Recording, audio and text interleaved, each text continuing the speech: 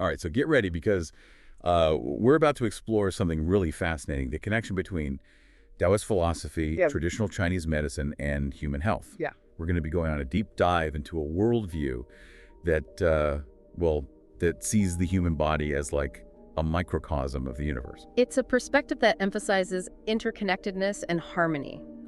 Really a far cry from the often compartmentalized view of Western medicine. Exactly.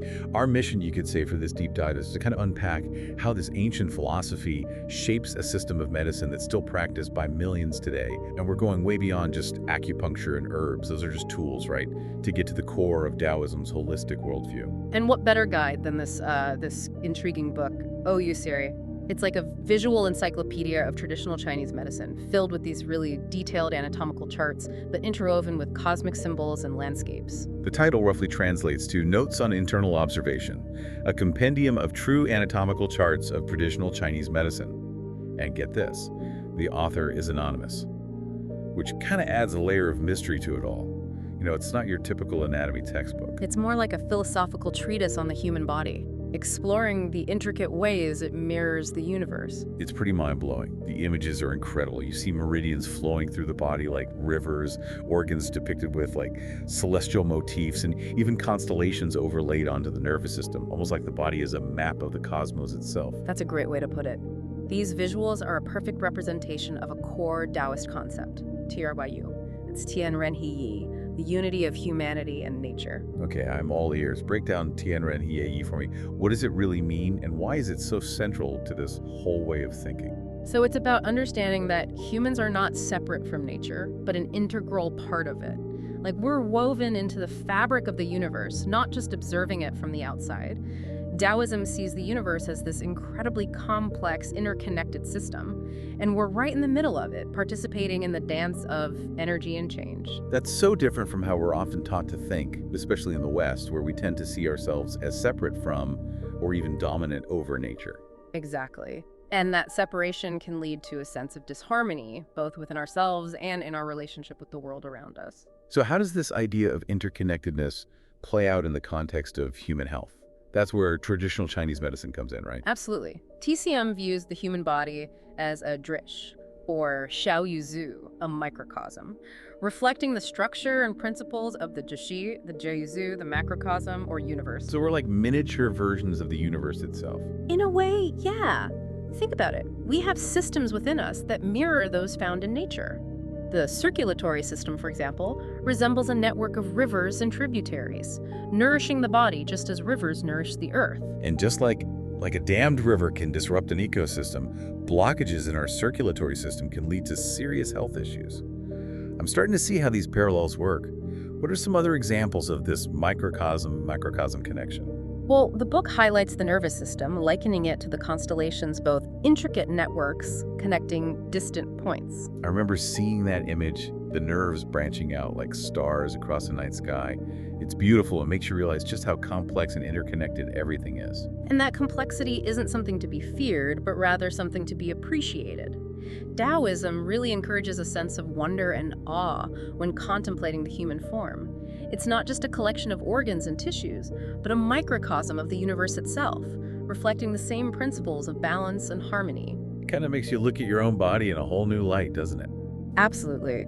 And this brings us to another crucial concept in both Taoism and TCM, the interplay of yin and yang. Ah, yes, the classic symbol of balance. The black and white swirling teardrop shapes. It's more than just a symbol, it's a fundamental principle that governs everything in the universe, including our health. Yin and yang aren't opposing forces, but complementary and interdependent ones. They're constantly interacting, always in a state of dynamic balance. I'm seeing that visually represented throughout this book. Yin and yang are depicted as these swirling patterns, like light and shadow. Even in the balance of colors used in the illustrations, they never appear as completely separate entities. And that's the key takeaway here. You can't have one without the other. Too much yin leads to stagnation, while too much yang results in excess and burnout. Health, according to TCM, is about maintaining harmony between these two forces. So how does TCM approach restoring balance when someone is ill? Where do practices like acupuncture and herbal medicine fit into all of this? That's where the concept of qi comes in. Qi is the vital energy that flows through the body along specific pathways called meridians. And we actually see these meridians mapped out in detail in the book, right? Yeah, like an energetic roadmap. Blockages or disruptions in qi flow can lead to disease. TCM treatments like acupuncture, herbal medicine, and qigong all aim to remove those blockages and restore the smooth flow of qi throughout the body. So it's not just about treating symptoms, it's about addressing the root cause of the imbalance. That's a pretty powerful concept. It's a way of seeing health and illness in a completely different light. It's about understanding the interconnectedness of the body, mind, and spirit, and how they all play a role in our overall well-being. This is all incredibly fascinating, but I have to ask, how does this ancient philosophy translate to practical advice for someone living in today's world?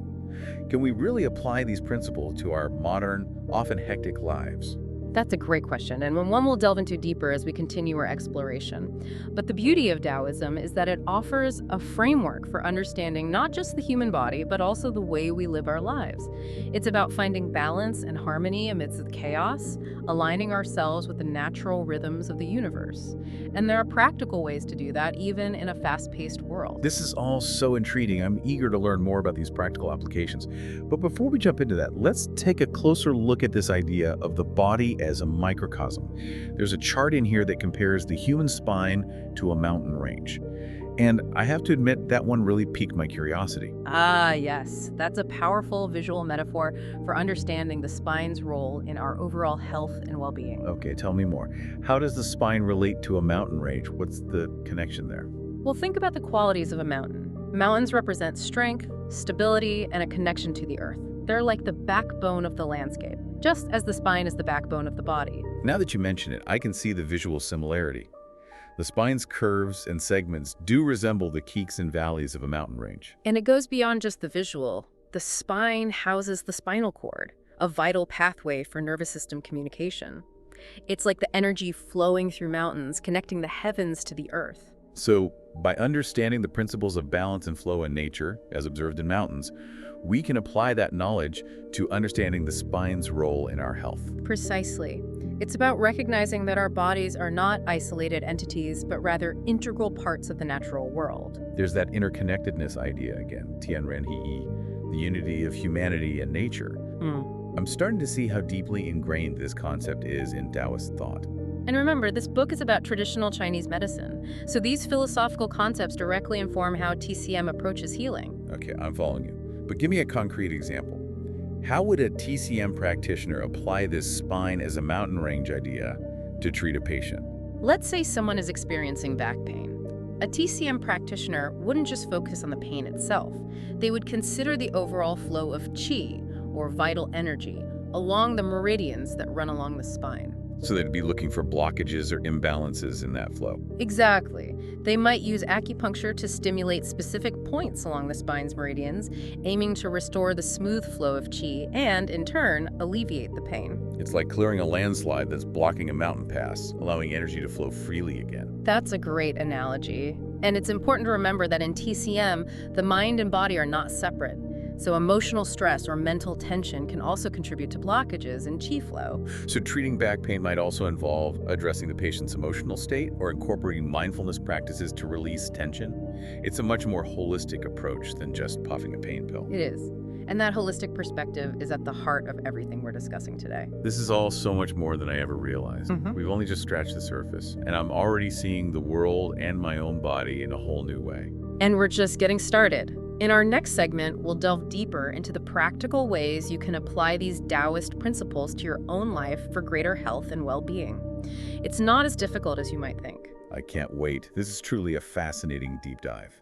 Welcome back. So before we shift gears to explore the practical side of things, I think it's worth highlighting another fascinating parallel this book explores. It's about the circulatory system and its like resemblance to rivers. Oh yeah, I was totally captivated by that image. Ooh. The blood vessels branching out like tributaries, reaching every part of the body. It's just like rivers nourish the land, right? Yeah. The circulatory system delivers oxygen and nutrients to every cell, carrying away waste products. It's this constant flow that sustains life. And if a river gets, dammed or polluted, it disrupts the whole ecosystem, right? Precisely. In the same way, blockages in the circulatory system, things like blood clots or plaque buildup, can lead to serious health issues like heart attacks or strokes. It's amazing how these ancient Taoist principles hold true in modern medicine. Like we're seeing the same patterns and connections just through a different lens. I think it speaks to the timelessness of these observations about the natural world. And it's not just about understanding the physical parallels, It's about recognizing the wisdom in nature's design and applying those principles to cultivate health and well-being. You've mentioned the Tao several times now. We've been talking about Taoism, but what exactly is the Tao? That's a great question, and one that's been pondered by philosophers for centuries. The Tao, often translated as the way, is hard to define. It's not a deity or rigid set of rules, but rather the underlying principle that governs the universe, the natural order of things. So it's more of a force or a flow, like gravity or the changing seasons. Exactly. And in Taoism, living in accordance with the Tao means living in harmony with nature, aligning yourself with the natural rhythms and cycles of life. So it sounds like a lot of what we've been discussing. Balance, flow, interconnectedness. These are all expressions of the Tao in action, both within the human body and in the universe at large. You've hit the nail on the head. It's this understanding of the Tao that informs the Taoist approach to health and well-being. It's not simply the absence of disease, but a quest for harmony and vitality. It's a real shift in perspective, isn't it? Moving from a fear-based, fight against disease mentality to a more harmonious flow with the natural energy approach. And that's precisely what's so fascinating about this book. It's not just a guide to anatomy or TCM. It's an invitation to see the world and ourselves through a completely different lens. A lens that sees the human body as a microcosm of the universe. Yeah. Filled with wonder, complexity, and the potential for, incredible healing and transformation. Well said. And speaking of transformation, did you know this book also delves into the concept of spiritual cultivation, or Shujing, as a pathway to longevity? Yes, we touched on that earlier. This is where we move from the philosophical foundations to the practical application of these principles through spiritual practices, right? I'm ready to dive into that. What exactly does Qixing involve? Shujing encompasses a range of practices aimed at refining one's character, aligning with the Tao, and ultimately achieving a state of harmony and longevity. It's about cultivating both inner and outer balance. Okay, but what does that look like in day-to-day life? Is it all about intense meditation retreats and living like a monk? Not necessarily. While meditation is a key component, Shujing is more about integrating those principles of balance and flow into your everyday life. It's about finding what works for you, whether that's a few minutes of mindful breathing each day, practicing Qigong movements, or simply spending time in nature, observing the stillness and flow around you. So it's about incorporating those pockets of peace and mindfulness we talked about earlier. But how does that tie into living in accordance with nature's rhythms, as the book mentions? It can be as simple as paying attention to the changing seasons. Adjusting your diet and lifestyle accordingly. For example, in traditional Chinese medicine, winter is a time for conserving energy. So eating warming foods and getting enough rest is crucial. It's like tuning into those natural cues our ancestors relied on. They didn't have artificial light and central heating to throw off their internal clocks. Exactly. And there's a growing sense that our modern lifestyles have disconnected us from these natural rhythms, leading to imbalances in our health and well-being. Shujing is, in part, about bridging that gap, reconnecting to ourselves and to nature, and finding a more balanced and harmonious way of being. It's a lifelong journey, isn't it? There's no finish line, no point at which you've suddenly achieved perfect spiritual cultivation. You've got it. It's about constant refinement, self-awareness, and growth. A continuous process of aligning yourself with the Tao. Which, if I remember correctly, you described as the underlying principle that governs the universe, the natural order of things. Yeah. It's like Shuji is a way of syncing ourselves up with that flow. That's a beautiful way to put it. And this brings us to another key aspect of Shuxing that the book emphasizes. Shudi, often translated as virtue or moral character. It's not just about individual practices, it's about cultivating qualities that benefit both yourself and others. So it's not just about meditating and eating the right foods, it's about being a good person. That seems like a pretty big part of the equation. Absolutely. Taoism places great emphasis on cultivating qualities like compassion, kindness, honesty, and integrity. These virtues are seen as essential for a harmonious and fulfilling life, both for the individual and for society as a whole. I can see how that makes sense. If you're constantly causing harm to yourself or others, it's going to disrupt that flow of energy, that balance we've been talking about. Precisely. And what's fascinating is that Notes on Internal Observation goes as far as to suggest that cultivating D can actually enhance one's lifespan. Wait, really? Being a good person can actually help you live longer. That's a pretty bold claim. It is. The book delves into this concept, suggesting that by aligning yourself with the Tao, by cultivating inner peace and compassion, you're tapping into a deeper source of energy and vitality. It's almost like a positive feedback loop. The more you embody these virtues, the more harmonious your life becomes, and the more you thrive. The more you thrive, the more you can contribute positively to the world around you. It's an inspiring concept. But if I'm being honest, it all sounds a little too good to be true. I mean, is there any scientific evidence to support these claims? That's a fair question. While Western science hasn't fully embraced these concepts, there's a growing body of research that points to the powerful connection between mental and physical health. Right. We're seeing more and more evidence that stress, negative emotions, and unhealthy lifestyle choices can contribute to disease. Exactly.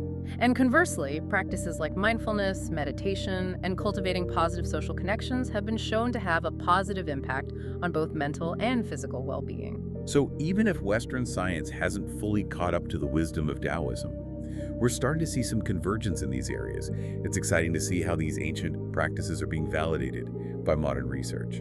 But I still have one lingering question about Shujing. You've mentioned meditation, Qigong, living in harmony with nature. But what about diet? Does Taoism have anything to say about the foods we eat? You're right, we haven't touched on diet yet, and it's an integral part of the Taoist approach to health and longevity. In fact, Notes on Internal Observation dedicates an entire chapter to the principles of dietary therapy, which is fascinating. Okay, I'm officially intrigued. Let's delve into the Taoist perspective on food in our final segment. Welcome back. So we've covered so much ground already, from the concept of the body as a microcosm to the principles of yin and yang and the flow of qi, right? And we even kind of dipped our toes into the waters of spiritual cultivation with Shujing. But now I'm really curious to dive into something we haven't explored yet, the Taoist perspective on food.